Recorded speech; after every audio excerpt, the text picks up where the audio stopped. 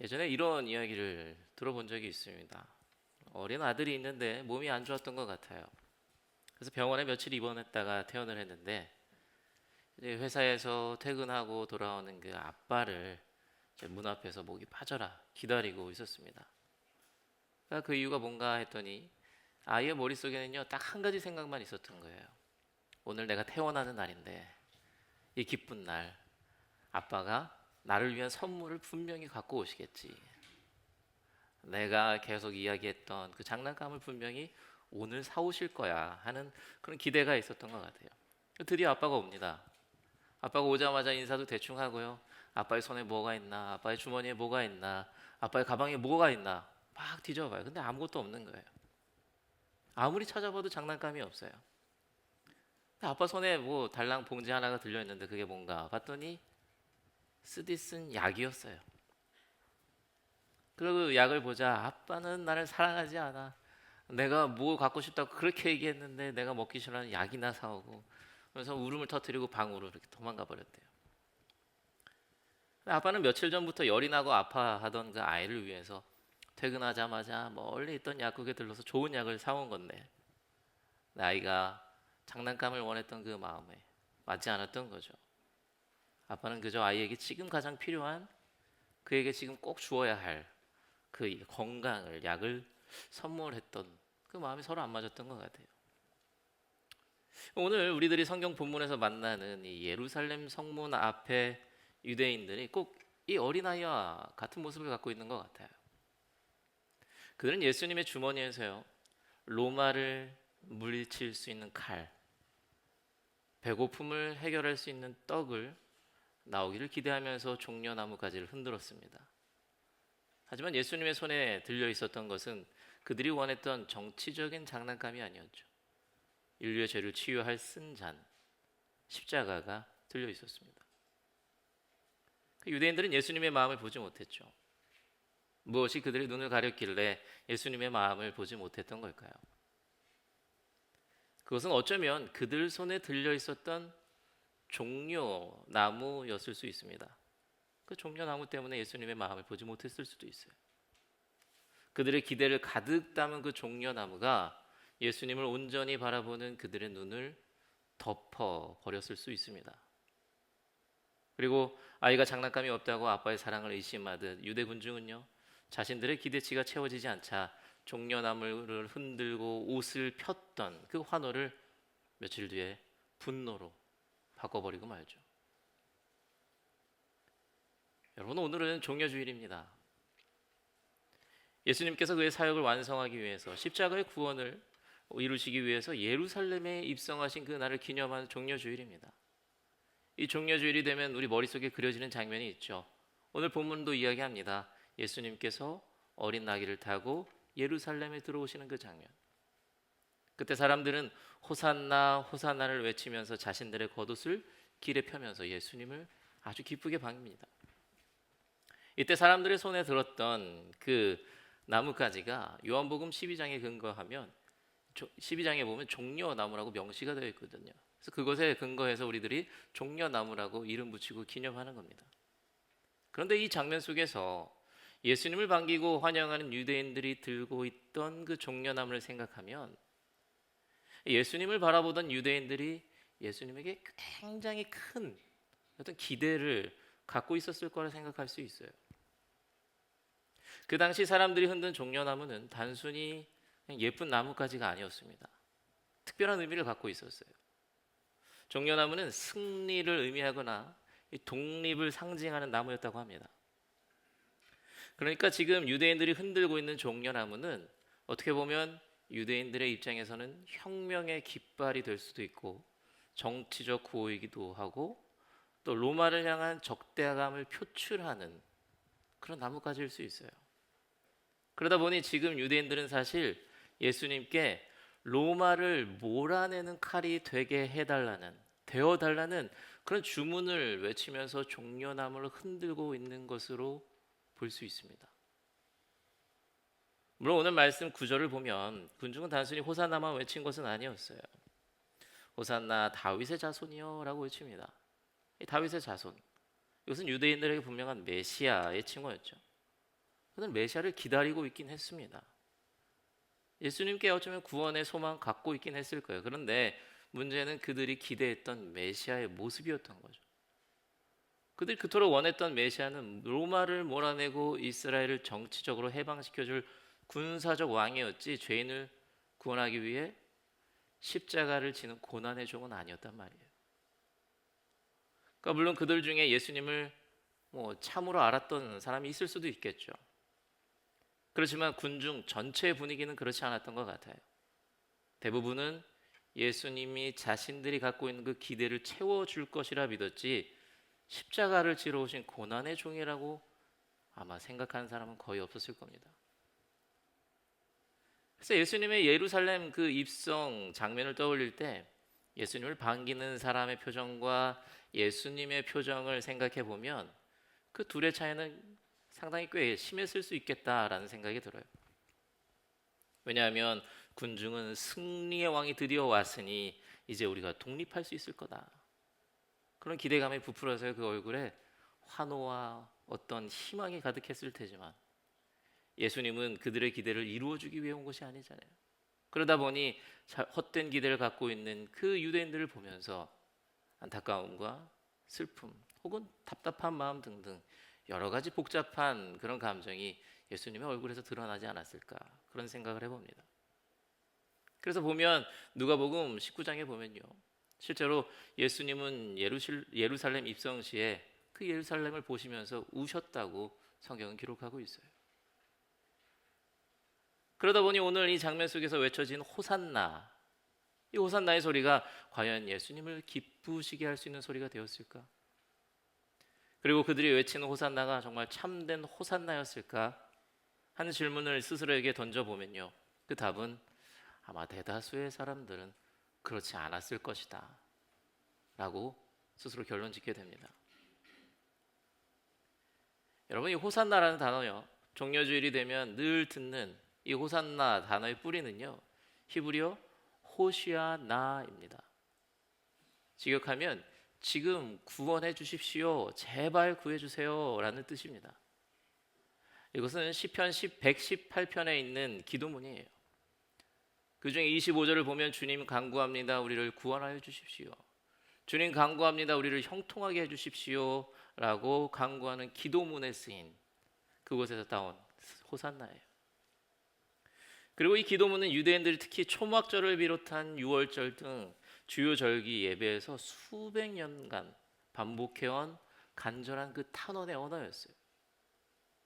특히 초막절에는요, 이 시편을 낭송하면서 실제로 나뭇가지를 흔들었다고 합니다. 지금 군중이 종려나뭇가지를 흔드는 모습과 상당히 비슷하죠. 근데 정말 중요한 것은요, 이 시편 118편을 보면 이 기도문은 단순한 강구나 호소에 그치지 않고요, 그 이상의 의미를 갖고 있어요. 그 기도문 안에는 하나님의 성품을 노래하면서 하나님이 나의 하나님 되심을 고백하고 하나님의 일하심을 인정하고 감사하고 선포하는 그건 믿음이 담겨있는 기도이자 찬양이었어요. 그런데 그토록 깊고 풍성한 의미를 담은 호산나가 지금 예루살렘에서 어떤 모습으로 외쳐지고 있습니까? 안타깝지만 조금 과장을 보태자면요, 그저 만세에 가까운 환호성으로만 들린다고요. 와, 우리를 살려줄 왕이 오셨구나. 야, 이제 우리가 로마로부터 독립이 되는 건가? 예수님, 당신이 기적을 여러 가지 일으켰다고 들었습니다. 저희들에게 무슨 기적을 일으켜 주실 겁니까? 이 정도 환호처럼만 보인다고요. 그러니 닷새 뒤에 이 환호가 예수님을 죽이라는 분노로 변해버리는 거예요. 진정한 호산나의 외침이라고 볼 수 없는 거죠. 예수님이 왜 오셨는지, 왜 나귀를 타셨는지, 오셔서 무슨 일을 할 건지에 대한 관심은 아무것도 없는 것처럼 보인단 말이에요. 예수님이 자신들을 위해서 무언가 자신들이 바라는, 원하는 그 욕심과 욕망을 해결해 주실 것이라는 헛되고 틀어진 기대를 갖고 예수님을 바라보고 있는 거예요. 그러다 보니 11절에 보면 사람들은요, 예수님을 나사렛에서 오신 예언자입니다 라고만 설명합니다. 여러분 많이들 아실 거예요. 마태복음 16장에 보면 예수님께서 제자들에게 질문을 하셔요. 야, 얘들아, 사람들이 나를 누구라고 부르느냐? 그때 제자들이 대답하죠. 예수님, 사람들은요 세례 요한이라고도 하고요, 뭐 예레미야라고도 하고요, 예언자라고 이렇게 부릅니다. 예수님이 그 대답에 마음에 들어 하시지 않으시죠. 다시 한번 제자들에게 묻습니다. 그러면 너희는 나를 누구라고 하느냐? 그때 베드로가 고백하잖아요. 예수님은 살아계신 하나님의 아들이요 그리스도이십니다. 그때 예수님이 그 대답을 좋아하시죠. 그러면서 그래, 그거다. 네가 지금 말한 그 답은 하나님께서 알려주신 거다. 그러면서 베드로를 칭찬하시잖아요. 이 고백이야말로 예수님을 온전히 아는 자의 고백이라고 할 수 있겠죠. 그러니까 예수님을 예언자로만 아는 것은요, 예수님을 온전히 안다고 말할 수가 없어요. 예언자는 하나님의 말씀을 전하는 자이지만 예수 그리스도는 하나님께서 친히 사람이 되셔서 이 땅에 내려와 우리 죄를 대신 지러 오신 분이시잖아요. 근데 군중은 예수님을 좋은 스승 혹은 능력 있는 예언자 정도로 가로막아 두었기에 십자가를 지러 오신 그분의 마음을 알지 못했던 거죠. 그렇게 예수님을 온전히 알지 못하는 자의 호산나는요, 참된 믿음의 고백이 될 수 없고요, 예수님의 마음을 감동시킬 수 있는 고백도 될 수 없어요. 그러니 지금 종려나무 가지를 흔들면서 호산나 호산나를 외치면서 모두가 기쁘고 들뜬 마음이지만 예수님은 기쁠 수가 없는 겁니다. 왜냐하면 호산나를 외치는 자와 호산나를 듣는 자가 바라보는 것, 그리고 소망하는 것이 너무나도 달라요. 단순한 욕망의 해결을 기대하는 기쁨과 구원을 위한 십자가를 향한 그 발걸음이 가진 희생과 사랑은 섞이기가 어렵잖아요. 예수님은요, 환경의 구원이 아닌 생명의 구원을 바라보고 계셨고, 승리의 종려나무가 아닌 죽음의 십자가를 바라보셨어요. 군중은 자신들의 욕망을 담은 종려나무까지를 흔들었지만 예수님은 피 흘림의 십자가, 생명의 십자가를 향해 걸어가고 계셨어요. 이런 예수님의 예루살렘 입성을 바라보는 이 군중들을 보면서요, 어쩌면 우리들에게도 쉽게 찾아볼 수 있는 모습이 아닐까, 그런 생각을 해보게 돼요. 왜냐하면 우리들도 사실 예수님을 향해서 호산나를 외친 적이 있을 겁니다. 기도의 자리에서, 예배의 자리에서, 혹은 너무나 간절했던 어느 순간에 우리들도 예수님을 향해 손을 내밀고요, 간절히 부르짖고 호산나를 외쳐본 적이 분명히 있을 거예요. 주님 간구합니다. 우리를 구해 주시옵소서. 주님 간구합니다. 우리를 형통하게 해주시옵소서 하는 그 고백이 우리들의 삶에 분명히 어느 순간 있었단 말이죠. 그런데 솔직하게 한번 생각해 보세요. 그 호산나의 자리에서 내가 진심으로 원했던 것이 무엇이었습니까? 예수님이 누구신지, 예수님의 마음이 무엇인지 알고 싶어서 부르짖었던 적이 더 많습니까? 아니면 내 상황이 바뀌기를, 내 문제가 해결되기를, 내가 원하는 그 무언가가 이루어지기를 바라면서 호산나를 외쳤던 적이 더 많습니까? 솔직하게 돌아보면 사실 후자였던 적이 더 많지 않았을까요? 아픈 가족이 낫기를 바라면서 드린 기도, 취업을 바라면서 드린 예배, 관계가 회복되길 바라면서 흘린 눈물, 사업이 잘 되길 바라면서 드린 헌신 등등, 그것이 나쁘다고 이야기하는 것은 절대 아닙니다. 그 간절함이 거짓이었다고 이야기하는 것도 아니에요. 그 자리에서 우리가 흘린 눈물은 진짜였고, 또 드린 기도도 진심이었고, 우리가 외쳤던 그 호산나도 간절했을 거예요. 그렇지만 그 호산나 안에 예수님이 아닌 나의 필요만이 자리하고 있었다면, 그 기도의 중심에 예수님보다 내가 원하는 결과가 더 크게, 더 먼저 있었다면, 어쩌면 우리들의 호산나도요, 지금 이 예루살렘 성에 있었던 그들의 외침과 크게 차이가 없었을 수도 있을 겁니다. 그러니까 예수님께서 예루살렘을 들어오면서 보여주고자 하셨던 것을 보지 못하고 예수님께서 알려주고자 하셨던 그의 마음을 깨닫지 못했던 자처럼, 우리 역시 호산나를 외치지만 그 호산나 외치는 그 신앙생활 중에 하나님을 통해 바라보아야 할 것을 보지 못하고 깨달아야 할 것을 깨닫지 못하는 그런 실수를 저질러 왔을 수도 있는 것이죠. 분명 우리들의 간구도 담겨 있어야 하지만 하나님의 주권, 또 하나님의 일하심, 그를 향한 그 믿음도 담겨 있는 것이 참된 호산나거든요. 그렇다면 예수님께서 예루살렘에 들어오실 때 군중들이 정말 깨달아 알아서야 하는 것, 그리고 우리들이 이 종려주일에 오늘 이 말씀을 통해서 기억해야 할 것은 무엇입니까? 그것은요, 너무나도 간단해요. 바로 예수님께서 걸어가셨던 그 길입니다. 여러분, 오늘 본문에서 군중들이 예수님에게 원했던 것이 무엇입니까? 그들은요, 예수님이 자신들의 십자가, 자신들의 짐을 없애주기를 바랬어요. 로마라는 짐, 가난이라는 짐, 억압이라는 짐을 없애달라는 것이 그들이 예수님을 향해서 원했던 것이었어요. 그들이 종려나무를 흔들고 호산나를 외친 이유도 자신들이 가지고 있었던 그 짐, 그들의 십자가를 없애주기를 원했기 때문이에요. 근데 예수님이 실제로 하신 일은 십자가를 지고 가는 것이었죠. 군중은 예수님께서 자신들의 짐을 치워주기를 바랬지만 예수님은 그들의 짐보다, 그리고 그들의 죄를 홀로 지고 골고다 언덕을 걸어가셨어요. 여러분들 잘 아실 거예요. 그리고 예수님 우리들에게 말씀하시잖아요. 마태복음 16장 24절에 보면 누구든지 나를 따라오려거든 자기를 부인하고 자기 십자가를 지고 따라오라고 말씀하시잖아요. 생각해 보세요. 아까 우리가 봤었던 마태복음 16장, 베드로가 예수님을 향해서 고백하죠. 주는 그리스도시요 살아계신 하나님의 아들입니다. 고백했던 그 바로 같은 장에서 예수님이 이어서 말씀하시는 거예요. 자기 십자가를 지고 따라오라고. 예수님이 누구이신지 제대로 아는 것과 십자가를 지는 것은요, 분리될 수가 없는 거예요.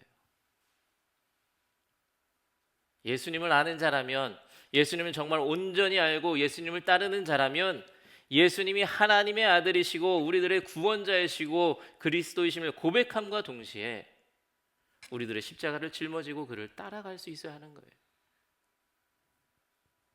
근데 여기서 자기 십자가를 진다는 것에 대해서요, 거부감을 가질 수도 있을 것 같아요. 예수님처럼 고난받는 것 받아들이기 힘들고 굉장히 크고 희생을 치러야 하는 그런 일을 해야 할 것 같은 생각이 들어서 자기 십자가 이 단어만 딱 떨어지면 그 이상 대화하기 싫어하는 그런 분들도 있을 수 있단 말이죠. 근데 자기 십자가를 지는 거예요, 그거 단순히 큰 고생을 의미하는 건 아니죠. 예수님 때문에, 예수님을 위해서 내 자존심 조금 내려놓고요, 내 욕심 조금 지워내고 내 죄를 조금씩 끊어내고 때로는 작은 손해를 감수하면서 주님 기뻐하시는 그 길을 선택하는 것, 자기 십자가를 지는 삶은 바로 그 정도라고 우리들이 이해해도 될 것 같아요. 그래서 어떤 사람에게는요, 용서하는 것이 자기 십자가일 수도 있고요, 어떤 사람에게는 정직하게 사는 것이 십자가를 지는 삶일 수도 있고, 어떤 사람에게는 감정을 조절하는 것이 그 십자가를 짊어지는 삶일 수도 있고, 또 어떤 사람에게는 죄를 회개하고 돌이키는 삶이 자기 십자가를 지는 삶일 수도 있는 거예요. 이렇게 예수님을 나의 구주로 고백하고 예수를 따르기로 결심하는 삶의 결단이 있는 것, 단순히 나만의 욕심과 욕망이 담겨있는 그 종려나무를 내려놓고 나의 십자가를 짊어지는 것, 어쩌면 이것이 오늘 이 종려주일의 참 의미일 수 있겠다라는 생각을 해봅니다.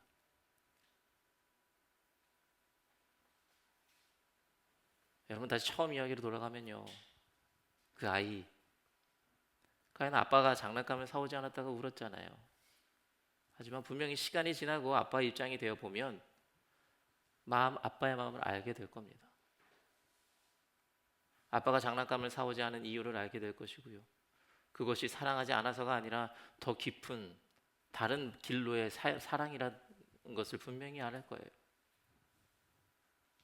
저희들도 사순절의 마지막 주, 이 고난 주간에 어린아이의 믿음이 아닌 예수님의 마음을 아는 성숙한 믿음을 갖고 우리를 정말 사랑하시는 그 예수님의 마음을 헤아리고 참된 호산나를 외칠 수 있는, 정말 예수님의 그 길을 따라갈 수 있는 우리 모두가 되기를 바랍니다. 예루살렘 성문 앞에 군중은요, 예수님께 칼을 원했습니다. 떡을 원했습니다. 지금 당장 눈에 보이는 변화와 해방을 원했어요. 그러나 예수님은 그들이 원하는 것 들고 오지 않으셨어요.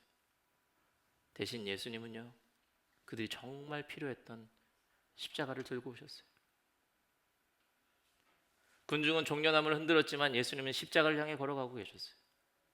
군중은 로마로부터의 구원을 원했지만 예수님은 죄와 죽음으로부터의 구원을 이루려 하셨어요. 군중은 짐을 없애달라고 하셨지만 예수님은 그들의 짐보다 더 큰 죄의 무게를 짊어지고 가셨어요. 어린아이 같은 오해, 예루살렘 군중과 같은 오해로 예수님을 바라보는 것이 아닌 정말 예수님의 마음, 또 그분의 나를 위한 일하심, 그리고 주님이 어떤 분이신지 온전한 삶을 통해서 우리 삶에 매일매일 참된 호산나가, 그 호산나의 울림이 가득하기를 간절히 소원해 봅니다. 여러분, 저희들은요, 매년 종려주일이 되면 예루살렘 예수님의 입성을 기억하고 기념하고자 종려나무로 만든 십자가를 하나씩 받으시죠. 아마 여러분들 오늘 예배당에 들어오시면서 받으셨을 거예요. 저도 하나 받았습니다. 왜 그런지 모르겠지만 저는 가장 작은 걸 주신 것 같아요. 여러분, 올해 십자가는 어떠신가요? 올해도요, 지난번과 마찬가지로 저희 청년들이 예수님 생각하면서, 우리 성도님 생각하면서 정성스럽게 만들었습니다. 마음에 드시죠? 청년들 만날 때마다 인사해 주세요. 수고했다고, 고맙다고. 그런데 여러분 손에 쥐어져 있는 것이 유대인들이 들고 흔들었던 종려나무입니까? 아니면 우리들의 믿음의 고백이 담겨 있는 종려나무 십자가입니까? 오늘 우리 손에 들린 것은요, 모두 같은 종려나무예요. 그런데 어떤 종려나무에는요, 내 욕심이 깃든 깃발일 수 있고요, 어떤 종려나무는 주님을 따르겠다는 믿음의 십자가가 될 수도 있을 겁니다. 종려주일은 내가 원하는 예수님을 환영하는 날이 아니라 십자가를 지고 오시는 참된 왕 앞에 내 기대와 내 욕심을 다 내려놓고 그가 내게 주신 그 십자가를 지고 가는 날입니다. 이것을 기억하면서요, 이번 고난 주간 동안 우리 모두가 스스로에게 물을 수 있기를 바라봅니다. 내 손에 들린 것이 종려나무인가 아니면 십자가입니까? 그래서요, 바라옵기는 종려나무를 내려놓고요, 십자가를 드시기 바랍니다. 그렇다고 우리 청년들이 열심히 만든 그 종려나무 십자가 가다가 버리라는 게 아니고요, 그러시면 안 돼요. 이 십자가를 보면서요, 내 믿음을 다시 한번 점검하고요, 이 십자가를 보면서 나를 위해 피 흘리신 예수님을 다시 한번 기억하고 그를 따르겠다는 결심을 이 십자가에 매일매일 새기는 여러분들이 되시기 바랍니다. 그래서 이 종려주일에 그 믿음의 십자가를 바라보면서 내 뜻을 이루어 달라는 호산나의 단순한 외침이 아니라, 주님, 저를 구원해 주십시오, 그리고 주님, 저도 주님의 길을, 그 십자가의 길을 따라갈 수 있게 해주십시오 라고 고백할 수 있는 그 참된 호산나를 외치며 이 고난주간 동안 그 어떤 때보다 정말 예수님을 많이 닮아갈 수 있는 그런 복된 한 주를 살아가시는 우리 사랑하는 뉴욕 한인교회 성도님들 되시기를 주님의 이름으로 간절히 축원합니다. 아멘.